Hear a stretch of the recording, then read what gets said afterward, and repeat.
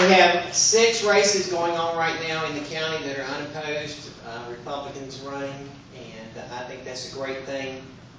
If you look back at the history of the county, I think in 1992, Greg was elected to the Senate and was the only Republican office holder in Lancaster County at that time.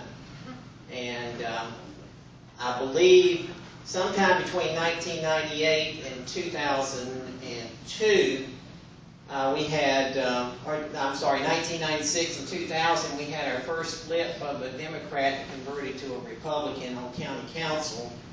And we may very well have a majority on county council this year. We do have one contested race in the lower part of the county, and that will be a big change in the county, especially in the vision and the leadership that I feel like that the Republican candidates are going to bring to county council. To speak to a couple of issues that Michael has talked about, one is the zoning in Indian land. One of the things that I feel very confident is going to come up early in next year once the new council is seated is the B3 issue is going to come back up, and it will be taken care of. I feel very strongly about that. I know Larry feels very strongly about that, and there are others that I have talked to that feel strongly about that on council too. They have been in the minority right now, but I feel like that we're going to have the help that we need to make that happen. Indian land has changed dramatically since I was a young lad here.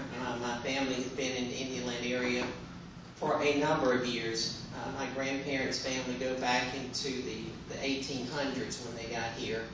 And my dad and mom got married, and he came from down around Chesterfield County and moved up here. And we have been in this area for about 60 years now. And I can remember one of my colleagues or cohorts that is a little bit older than I am, and he used to talk about, when we were younger, and you could go out at 9 o'clock at night, and you could basically lay down in the center of 521, which was a 2-lane road, and you could lay there for a long time before you ever had to worry about getting up because there wasn't any cars coming by. It's not like that now. Things have changed. Change is good, but we need to make sure that the change is handled correctly, and there have been a lot of mistakes in the past on how things have been handled, how the change has been handled. There was a number of years on council where the council took the opinion of when a developer walked in, if you showed them the money, they were ready to open the door to you, whether it's made sense or not. I don't feel like that's the way that we should govern. We need to make sure that things make sense and it fits into a pattern that's going to make and enhance the community. We don't want 521 to look like Cherry Road in Rock Hill or Independence Boulevard in Charlotte, and we've got to make some changes to that.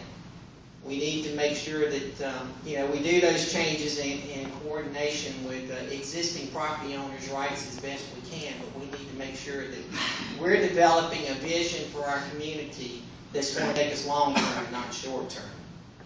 Thank you for the opportunity to speak tonight, and I will say, and Sandy may handle this as well, they do count those absentee votes. They're usually the first thing that they put out there when they're counting the votes. So please vote absentee and make your vote count.